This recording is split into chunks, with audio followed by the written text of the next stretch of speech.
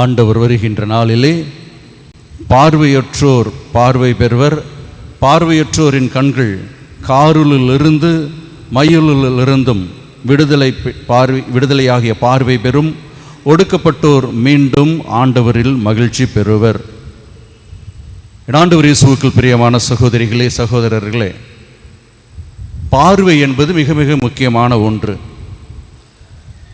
ஒளி இல்லை என்றால் இந்த உலகத்திலே ஒன்றுமே புரியாது. அனைத்துமே இருளடைந்ததாக இருக்கும். ஒருவரை அடையாளம் கண்டுகொள்ள முடியாது. வளர்ச்சி என்பது இருக்காது. சூரியன் இல்லை என்றால் எந்த விதமான ஒரு மாற்றமும் இருக்காது, வளர்ச்சி இருக்காது. வயல்வெளிகளில் இருக்கின்ற பயிர்களும் சரி, மற்ற மரங்களும் சரி வளருவதற்கான வாய்ப்புகள் இருக்காது. ஆகவே ஒளி என்பது மிக மிக முக்கியமான ஒன்று. ஆகவே தான் ஆண்டவராகிய கடவுள் இந்த உலகத்தை படைக்கின்ற பொழுது நாம் பார்க்கின்றோம். தொடக்க நூல் 1:3 ஒளி உண்டாகுக என்று முதலில் ஒளியை படைக்கின்றார் என்று பார்க்கின்றோம். ஆகவே தான் ஆண்டவர் இயேசு நானே ஒளி என்றும் சொல்கின்றார். ஆகவே ஒளி என்பது மனிதனுடைய வாழ்விற்கு மிக மிக அடிப்படையான ஒரு தேவையாக இருக்கின்றது. பார்வையற்ற ஒரு மனிதனுடைய அனுபவத்தை நாம் பெற வேண்டும் என்றால் ஒரு 5 நிமிடம் கண்களை மூடிக்கொண்டு ஏதாவது ஒரு இடத்தில் நடந்தால் நம்முடைய நிலைமை நன்றாக நமக்கு தெரியும். அன்புக்குரியவர்களே, பார்வையற்ற ஒரு மனிதனுடைய பார்வை என்பது மிக மிக முக்கியமான ஒன்று. நாம் எளிதாக சொல்லிவிடலாம் குருடர், குருட்டு பய என்று. ஆனால் அது அவ்வாறு கிடையாது. ஆண்டவர் இயேசு அவர்களுடைய தேவையை அறிந்திருந்தார். கடவுள் அவர்களுடைய தேவையை அறிந்திருந்தார். ஆகவே தான் எசையா அழகாக இன்றைய முதல் வாசகத்திலே ஆண்டவராகிய கடவுள் எசையா வழியாக நமக்கு சொல்கின்றார். எசையா சொல்வது நமக்கு பார்வையற்றவர்கள் பார்வை பெறுவார்கள் என்று சொல்கின்றார். அதே போல கைவிடப்பட்ட நிலமானது வளமை பெறும் என்று சொல்கின்றார்.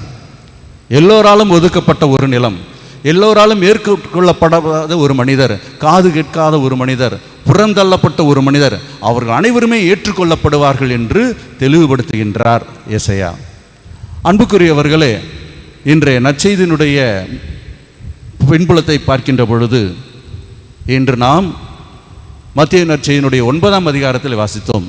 மத்தேயு எழுதியது எல்லாமே யூத கிறிஸ்தவர்களுக்காக எழுதினார். யாரெல்லாம் யூதர்களாக இருந்து கிறிஸ்தவர்களாக மனம் மாறினார்களோ அவர்களுக்கு எழுதினார் என்று பார்க்கின்றோம். ஆகவே யூதர்கள் என்பவர்கள் 2 பேருடைய சாட்சியத்தை தான் அவர்கள் ஏற்றுக்கொள்வார்கள். எண்ணிக்கை நூலில் வாசிக்கின்றோம். 19ஆம் அதிகாரம் 15ஆம் வசனத்திலும் பல இடங்களில் வாசிக்கின்றோம். 30ஆம் அதிகாரத்தில் வாசிக்கின்றோம். அங்கு 2 சாட்சியங்கள் தான். சூசானுடைய வாழ்க்கையிலே சூசானா தவறாக குற்றம் சாட்டப்படுகின்ற பொழுது டேனியல் 2 முதியவர்கள் தவறான குற்றம் சொல்கின்ற பொழுது அவர்களுடைய தவறை நிரூபிப்பார். ஆகவே 2 சாட்சியங்கள் தான் செல்லும். ஆகவே தான் 2 பார்வை கொடுத்ததாக எழுதுகின்றார். அதே வேளையில் நாம் பார்க்கின்றோம் மற்ற ஒத்தமை நற்செய்தியாளர்கள் மார்க்கும் லூக்காவும் பர்த்தலேயும் என்கின்ற ஒரு பார்வையற்ற மனிதருக்கு காட்சி கொடுத்ததாக, ஒரு மனிதருக்கு காட்சி கொடுத்ததாக, பார்வை கொடுத்ததாக நாம் வாசிக்கின்றோம். பார்க்கக்கூடிய அந்த காட்சியை காணக்கூடிய வரத்தை கொடுத்ததாக வாசிக்கின்றோம். அன்புக்குரியவர்களே, அதே வேளையில் பார்க்கின்றோம் ஆண்டவர் இயேசு இங்கு அந்த மனிதனுடைய உடல் நலத்தை சரிப்படுத்துகின்றார். எசையா தீர்க்கதரிசி சொன்னது என்னவென்று சொல்லி கேட்டால், ஆண்டவர் இயேசு வருகின்ற பொழுது, மெஸ்ஸியா வருகின்ற பொழுது அனைத்தையும் சரி செய்வார். உடல் ஊனமுற்றோரை அவர்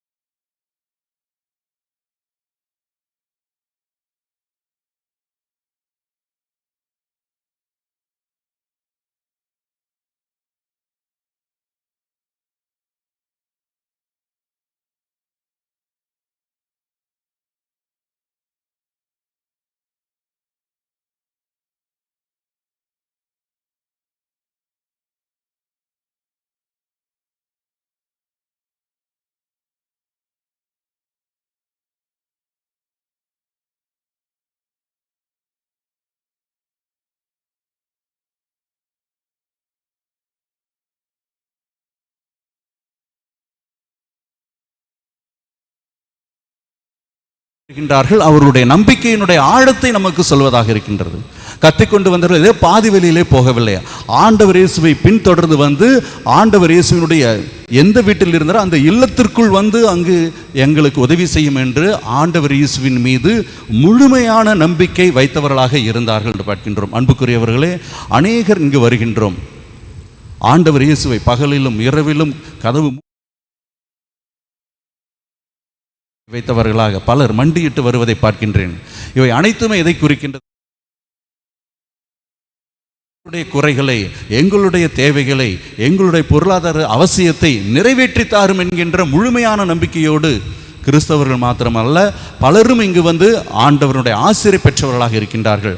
அன்புக்குரியவர்களே, இந்த நற்செய்தி பகுதியினுடைய முக்கியமான மற்றொரு கூறு என்னவென்று சொல்லி கேட்டால், ஆண்டவர் இயேசு யூதர்களுக்கு மாத்திரமல்ல புறவினத்தாருக்கும் கடவுள் என்பதனை சொல்லக்கூடியவராக இருக்கின்றார். அதைத்தான் நாம் பார்க்கின்றோம் 8ஆம் அதிகாரத்தில் கெனசரேத் பகுதியிலே புறவினத்தாரனுடைய அந்த தீயாவி பிடித்திருந்த அந்த மனிதனை ஆண்டவர் இயேசு குணமாக்கினார் என்று பார்க்கின்றோம். அன்புக்குரியவர்களே, மேலும் நாம் பார்க்கின்றோம் அங்கு பார்வையற்ற ஒரு நிலை என்பது, ஆண்டவர் இயேசு வாழ்ந்த காலத்திலே பார்வையற்ற ஒரு நிலை என்பது சர்வசாதாரணமாக இருந்தது. அநேகர் பார்வையற்றவர்களாக இருந்தார்கள். பல காரணங்களை வெவ்வேறு அறிஞர்கள் சொல்கின்றார்கள். முதல் காரணமாக நாம் பார்ப்பது அங்கு இருந்த கடுமையான வெயில். நமக்கு தெரியும், ஆண்டவர் இயேசு வாழ்ந்த அந்த பாலஸ்தீன பகுதி என்பது மிகவும் கடுமையான பாலை நில பகுதி. ஆகவே கடுமையான வெயில் இருந்தது. ஆகவே அந்த வெயிலினுடைய தாக்கம் பலரை குருடர்களாக வைத்திருந்தது, அவர்கள் பார்வையற்றவர்களாக வைத்திருந்தது. இரண்டாவது பார்க்கின்றோம், அங்கு இருந்த ஒரு வகையான ஈக்களினுடைய கூட்டம். அவை அனைத்துமே நோய் தொற்று கொண்டுள்ள ஈக்களின் கூட்டமாக இருந்தது. அந்த ஈக்கள் அந்த நோய்களை பரப்புவதாக இருந்தது. அதே போல மனிதர்களுக்கு இன்று இருப்பது போல சுகாதாரத்தை பற்றி தெளிவான சிந்தனை இல்லாமல் இருந்தார். ஆகவே ஒரு சுகாதாரமற்ற ஒரு சூழலில் அவர்கள் வாழ்ந்த காரணத்தால், சானிடேஷன் அண்ட் ஹைஜீனிக் என்று நம்ம ஆங்கிலத்தில் சொல்வது போல, அவர்கள் சுகாதாரமுள்ள ஒரு வாழ்வு வாழாமல் சுகாதாரமற்ற ஒரு வாழ்க்கை வாழ்ந்த காரணத்தால் அநேகர் பார்வையற்றவர்களாக இருந்தார்கள். ஆகவே தான் ஆண்டவர் இயேசு அவர்களுடைய நிலையை உணர்ந்தவர்களாக, அவர்களிடையே நிறைய பார்வையற்றவர்கள் இருந்தார்கள். ஆனால் ஆண்டவர் இயேசு இரு பார்வையற்றவருக்கு தன்னுடைய அன்பை காட்டுகிறார், அவர்களுக்கு தேவையை பூர்த்தி செய்கின்றார், அவர்களுக்கு பார்வை தருகின்றார் என்று பார்க்கின்றோம். அன்புக்குரியவர்களே, இன்றைய நாளினுடைய நற்செய்தி நமக்கு பார்வையை பற்றி தெளிவான ஒரு சிந்தனையை தருகிறது. நாம் பார்வை பெற வேண்டும். நாம் பார்வை பெறுவது என்பது ஆண்டவர் இயேசு மேலும் அந்த மனிதனுக்கு பார்வை கொடுத்தவுடன் தெளிவாக சொல்கின்ற ஒரு சிந்தனை என்னவென்று சொல்லி கேட்டால், நீ இதை யாருக்கும் சொல்லாதே என்கின்ற மற்றொரு கருத்தை அந்த மனிதனுக்கு சொல்கின்றார். காரணம், யூதர்கள் நடுவிலே சரியான ஒரு புரிதல் இல்லாமல் இருந்தது. ஆகவே தான் ஆண்டவர் இயேசு அவரிடம், நீ இதை பற்றி வெளியே சொல்லாதே, நீங்கள் இதை பற்றி வெளியே யாரிடமும் சொல்லாதீர்கள் என்று சொல்கின்றார். அன்புக்குரியவர்களே, இதே மத்தேயு நற்செய்தி ஏற்கனவே சொன்னது போல அந்த 8ஆம் அதிகாரத்தில் நாம் வாசிக்கின்ற பொழுது, 5ஆம் அதிகாரத்தில் 8ஆம் அதிகாரத்தில் வாசிக்கின்ற பொழுது அங்கு 5ஆம் அதிகாரம் 19ஆம் வசனத்திலே தெளிவாக சொல்லுவார், நீர் சென்று அந்த தீயாவி பிடித்த மனிதனை ஆண்டவர் இயேசு குணமாக்கியவுடன், நீர் சென்று உனது இல்லத்தாருக்கு சொல்லும் இறையரசை பற்றிய நற்செய்தி அவர்களுக்கு சொல்லும் என்று சொல்கின்ற ஆண்டவர் இயேசு பல இடங்களில் பார்க்கின்றோம், இதை நீ யாருக்கும் சொல்லக்கூடாது என்று அவர்களை தடுப்பதை பார்க்கின்றோம். காரணம், யூதர்கள் மெசியா என்கின்ற அந்த எண்ணத்தை தவறாக புரிந்து கொண்டிருந்தார்கள். மெசியா என்பவர் தாவீதின் மகனே என்று இவர் சொல்வது போல தாவீதின் வழி வருகின்றவர், அவர் தங்களுக்கு அரசியல் விடுதலை தருவார் என்று எதிர்பார்த்தார்கள். ஆனால் ஆண்டவர் இயேசு ஆன்மீக விடுதலை தருவதற்காக வந்த கடவுள். ஆகவே அதனை சரியாக புரிந்து கொள்ளக்கூடிய ஒரு மனநிலையில் சூழ்நிலையில் இல்லாது இருந்த காரணத்தால் இதை யாருக்கும் சொல்ல வேண்டாம் என்று சொல்கின்றார். அதே போல தான் சீடர்களுக்கும் ஆண்டவர் இயேசு தோற்றமாற்றம் அடைகின்ற பொழுது, உருமாற்றம் அடைகின்ற பொழுது அவர்களுக்கு தெளிவாக சொல்வார், மலையிலிருந்து கீழே இறங்கி வரும் பொழுது, நான் உயிருக்கும் அளவிற்கும் இதை யாருக்கும் சொல்ல வேண்டாம் என்று சொல்வார். காரணம், அவர்களுக்கு தெளிவான சிந்தனை இல்லாமல் இருந்தது. தன்னை பற்றிய முழுமையான நம்பிக்கையை, முழுமையான அந்த நற்செய்தியை அவர்கள் ஆண்டவர் இயேசு இறந்து உயிர்த்ததற்கு பிற்பாடுதான் முழுமையாக புரிந்து கொள்வார்கள் என்ப காரணத்தால் தான் ஆண்டவர் இயேசு சொல்ல வேண்டாம் என்று தடுக்கின்றார்கள். ஆண்டவர் இயேசு உயிர் பெற்று எழுந்த பிற்பாடு தான் சொல்கின்றார், உலகெங்கும் சென்று நற்செய்தியை அறிவியுங்கள் என்று சொல்கின்றார். ஆகவே தான் இங்கு அந்த மனிதனிடம் நீ இதை குறித்து யாரிடமும் சொல்ல வேண்டாம் என்று சொன்னதாக நாம் வாசிக்கின்றோம். அன்புக்குரியவர்களே, ஆண்டவர் இயேசு அவ்வாறு சொல்லியிருந்தாலும் கூட, ஆகவே ஆண்டவர் இயேசு நிச்சயமாக அவர் சொல்வதற்கு மற்றொரு காரணம் என்னவென்று சொல்லி கேட்டால், மக்களுடைய மனநிலை சரியாக இல்லை இருந்தது. இரண்டாவது ஒரு முக்கியமான காரணம், ஆண்டவர் இயேசு ஆண்டவர் இயேசுவுக்கு அவர்களை பற்றி நன்றாக புரிந்திருந்தது. நிச்சயமாக அவர்கள் ஒரு அரசியல் விடுதலை எதிர்பார்த்தார்கள். ஆண்டவர் இயேசுவினுடைய இந்த புரிதலானது தவறாக புரிந்து கொள்ளப்பட்டால் நிச்சயமாக கலவரம் உண்டாகும். யூதர்களிடையே கலவரம் உண்டாகி ரோம அரசிற்கு எதிராக பெரிய கலவரம் உண்டாகும். ஆகவே அதனை தடுக்க வேண்டும் என்கின்ற எண்ணத்தால் தான் ஆண்டவர் இயேசு தான் தாவீதின் மகன் என்று சொல்லப்படுவதை, மெசியா என்று பகிரங்கமாக அறிவிக்கப்படுவதை ஆண்டவர் இயேசு நிச்சயமாக ஏற்றுக்கொண்டிருக்க மாட்டார். ஆகவே தான் அது வேண்டாம் என்று சொல்கின்றார். ஆனால் அந்த மனிதர்கள் தங்களுடைய நம்பிக்கையின் வழியாக தங்களுடைய அனுபவத்தை, தங்களுடைய இறை அனுபவத்தை, தாங்கள் பெற்றுக்கொண்ட அந்த அருள் அடையாளத்தை மற்றவர்களுக்கு பகிரங்கமாக வெளிப்படையாக சொன்னார்கள் என்று பார்க்கின்றோம். அன்புக்குரியவர்களே, நாம் ஒவ்வொருவரும் செய்ய வேண்டியது அதுதான். நாம் கடவுளிடமிருந்து பல காரியங்களை பெற்றுக்கொள்கின்றோம், பல வரங்களை பெற்றுக்கொள்கின்றோம், பல நல்லவற்றைகளை பெற்றுக்கொள்கின்றோம். ஆனால் எத்தனை முறை நாம் அவருக்கு சாட்சி சொல்லக்கூடியவர்களாக இருக்கின்றோம்? எத்தனை முறை நாம் அவருக்கு ஏற்றவர்களாக இருக்கின்றோம்? நம்முடைய அகப்பார்வை சரியாக இருந்தால், என்னுடைய மனது சரியாக இருந்தால், புறப்பார்வையானது சரியாக இருக்கும். பார்ப்பவை அனைத்தையும் நான் சரியாக பார்ப்பேன். எனது புறப்பார்வை தவறாக இருக்கின்ற பொழுது, அதிகாரத்தோடும் ஆணவத்தோடும் தாழ்ச்சி இல்லாத ஒரு மனதோடும் இருக்கின்ற பொழுது, மற்றவர்களை நான் சமமாக நடத்துவதற்கு இயலாத ஒரு காரியமாக இருக்கின்றது. ஆண்டவர் இயேசு சரியான ஒரு பார்வை, அகப்பார்வையை கொண்டிருந்தார் என்று பார்க்கின்றோம்.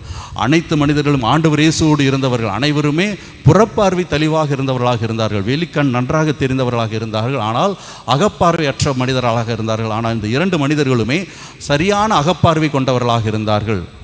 ஆகவே ஆண்டவர் இயேசுவை அவர்கள் தாவீதின் மகனே, மெசியாவே என்று பகிரங்கமாக அழைத்து, அவர்களுடைய கண் பார்வை தெரியாத மனிதர்களாக இருந்தாலும் கூட ஆண்டவர் இயேசுவை சரியாக புரிந்து கொண்ட மனிதர்களாக இருந்தார்கள். ஆகவே தான் ஆண்டவர் இயேசு தடுத்தும் கூட தங்களுடைய பலனை, தாங்கள் அனுபவித்த அந்த பலனை, தங்களுடைய அனுபவத்தை மற்றவர்களோடு பகிர்ந்து கொண்டு உலகத்திலே அனைவரும் நன்றாக இருக்க வேண்டும் என்கின்ற அந்த நற்செய்தியை பரப்பக்கூடியவர்களாக இருந்தார்கள் என்று பார்க்கின்றோம்.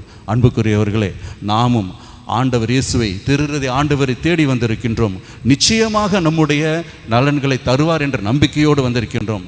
நாம் நேர்மையோடும் அதே போல நேர்முக பார்வையோடும் தெளிவான அகப்பார்வையோடும் சிந்தனையோடும் நாம் அவரை அணுகும் பொழுது, மற்றவர்களை நாம் நெருங்கும் போது, மற்றவர்களையும் நாம் பயன்படுத்தும் போது, மற்றவர்களுக்கும் சொல்லும் பொழுது நிச்சயமாக கடவுளுடைய ஆசிரியம் அருளையும் முழுமையாக பெற்றுக்கொள்வோம் என்பதில் எந்த விதமான சந்தேகமில்லை. ஆகவே நாம் பெற்ற இந்த அனுபவத்தை நாம் மற்றவர்களோடு பகிர்ந்து கொள்ள வேண்டும்.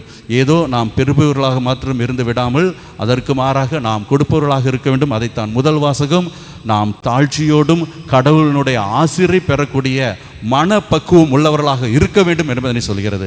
எப்பொழுது கடவுளினுடைய ஆசிரை பெற முடியும்?